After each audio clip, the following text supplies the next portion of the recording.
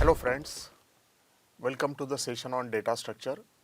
In this session we will be discussing about the data structure called as a tree. Whenever in the real life we move around in the surroundings, then you will find that there are trees everywhere, and this tree concept is also taken in the computer science, and you will find that there are many data elements that can be represented in the form of a tree structure.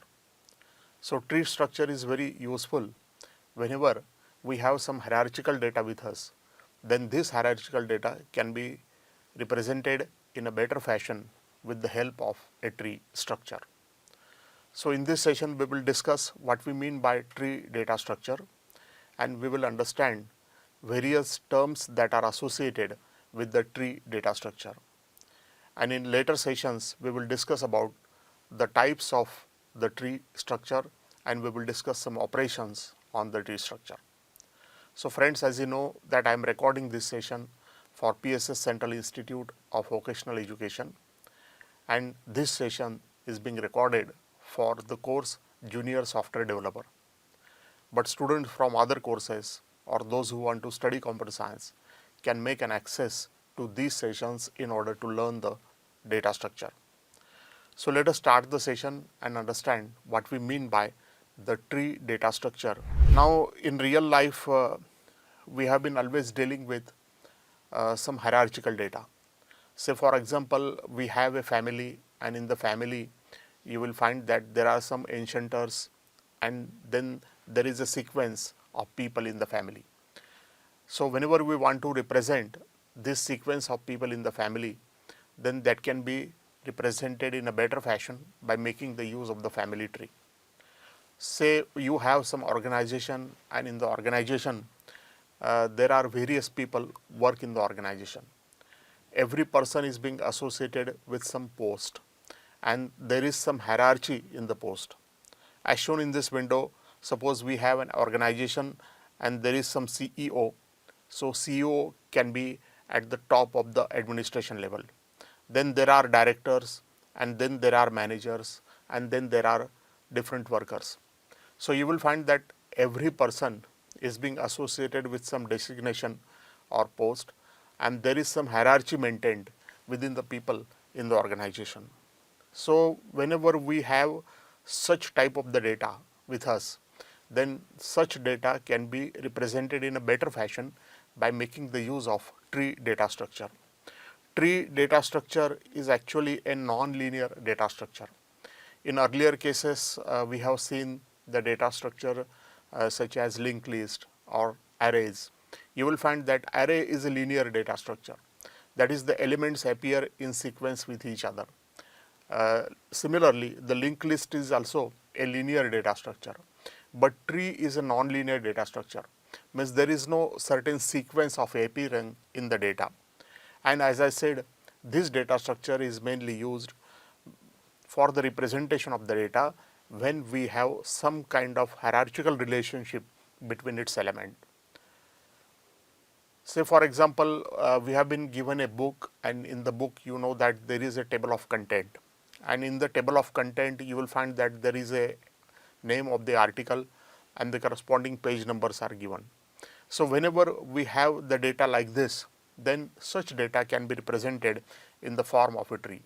Or suppose we have some records with us, and every record is containing certain files, or there are certain fields associated.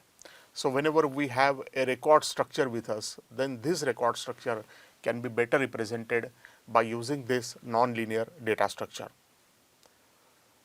Let us understand what we mean by the tree. As shown in this slide, you can see the structure of the tree.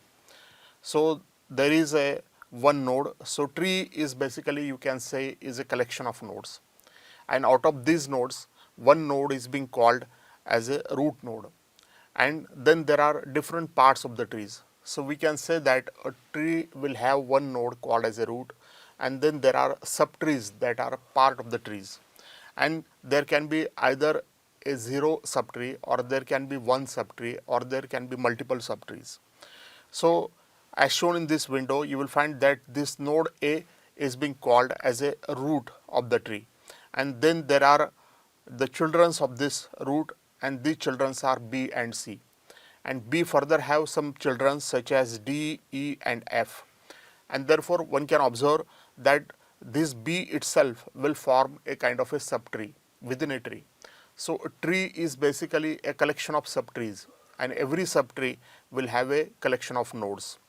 Now you will find that one node is being called as a parent node and the other node is being called as a child node. Say for example, when I say the node B, then the node B can be called as a parent node of this subtree, and D, E and F can be the child node of the parent node B. Similarly, we can have the siblings associated of the root. So B and C can be the siblings of the root A, and every node of the tree is being connected with each other by the arrows, and these arrows or these lines are called as the edges. So nodes are connected to each other by the edges, and these arrays, these edges will connect the node further also. So we can have a C, and after that we can have another child G. So sometimes we do not have a further child for a node, and in that case we can call that node as a leaf node. So you will find that whatever the tree structure that we observe in nature, almost the similar tree structure exists in the data structure, and that is the reason this structure or this data organization is given the name as tree. There are actually different types of the trees. For example, we can have a general tree, we can have the collection of many trees, and whenever we have the collection of many trees, that can be called as a forest. So in nature also, whenever there is a large collection of the trees, we call it as a forest. In computer science also, whenever we have the collection of the trees, then we call it as a forest. Some tree is being called as a binary tree. So whenever every node will have either one or two childs, then that can be called as a binary tree. Then there is a tree called as the binary search tree. Also, it is possible that whenever some arithmetic expression is given to you, then for that arithmetic expression you can construct the tree structure, and such tree is being called as the expression tree. So there are variety of trees available. As far as this session is concerned, we will understand initially the different terms that are associated with the tree, and in our later section we will go on discussing in detail with the binary tree. Also, we will discuss certain operation that can be performed on the binary tree. So let us understand the various terms that are associated with the tree. The first term that is being associated with the tree is being called as a root. So whenever we observe any tree structure, then you will find that at the top of the tree there is one node, and this node is being called as the root node. So there is only one root for any tree. There cannot be more than one root for a tree, and per tree there is one node, and there is one path from the root node to any node. So you will find that there are no multiple paths, and there is only one path from the root to the particular node. We call some node as a parent node. So any node which is not the root node is being given the name root node, and therefore it cannot be called as a parent. But any other node can be called as a parent node if it has one edge upward to a node called as a parent. And then we can have the child node also. So whenever we have a node below a given node connected by the edge, then that can be called as a child node. So as shown in this diagram, this node A is being called as a root. The node B can be called as a parent node.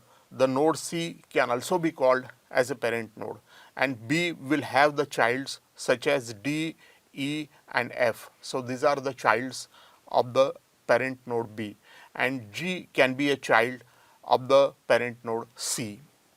Then you will find that some nodes are to be called as a leaf node. So the node which does not have any child node, that can be called as a leaf node. So as shown in this diagram, you will find that the node H do not have further any child, and therefore it can be called as a leaf node. Or the node G do not have any child further, and therefore it can be called as a leaf node. So these terms we need to use frequently whenever we deal with the tree data structure. Then always we need to deal with the terminologies such as root, parent, child and leaf. So one must understand clearly what these terms are. There are some other terms that are also associated with the tree data structure. For example, the commonly used term is being called as a subtree. So subtree actually represents the part of the tree. For example, in this diagram, suppose we have a tree structure, and in the tree structure, here we mark some part of the tree structure. So this part of the tree structure can be called as a subtree because it will consist of the parent node B, and then it will consist of the childs of the parent node B such as D, E and F. So it will form the substructure of the tree, and therefore it can be called as a subtree. Also you can form some other tree structure also, subtree structure also. Say for example, I can have another subtree structure where the C can be the parent and G can be the child. So in this way you will form, there are different subtree structures in a given tree structure, and therefore one can say that a tree is basically a collection of all the subtrees. There is one term that is being associated with the tree, and that is being called as a traversing. So traversing of the tree means passing through each and every node of the tree. So whenever we process each and every node of the tree, or whenever we make an access to each and every node of the tree, then that is being called as a traversing. In our later session, we will see how it is possible to make an access to each and every node of the tree by using the traversing algorithms. You will find that there are certain levels associated with the tree. For example, a node will represent the generation, and if the root node is there, then that is being treated as a level 0. So whenever we have a root node, as I said, root node is on the top of the tree, and this is being treated as a level 0. So here we will have the level 0, and the childs of the root, they are being at the level 1. So we can say that this B and C are at the level 1. So in this diagram, whenever we have this B and C, they are at the level 1. And then there are keys, and keys is just nothing but a value of a node, and based on the value of a node we can perform the search operation. So search operation will determine whether a particular value of the node is present within a tree or not. And whenever we want to perform the search operation, then normally we make the use of a key. So thank you friends for viewing the session. Hopefully you have understood the different terms that are associated with the tree data structure. As I said, that tree data structure is very popular in data structure unit because it is being used in many applications. It is being used in many algorithms as well. Not only it will represent the real life data, but when we study the various algorithms in computer science, and then there you will find that we are making the use of the tree data structure. So in our later session, we will discuss more details about the binary tree. Thank you all for viewing the session.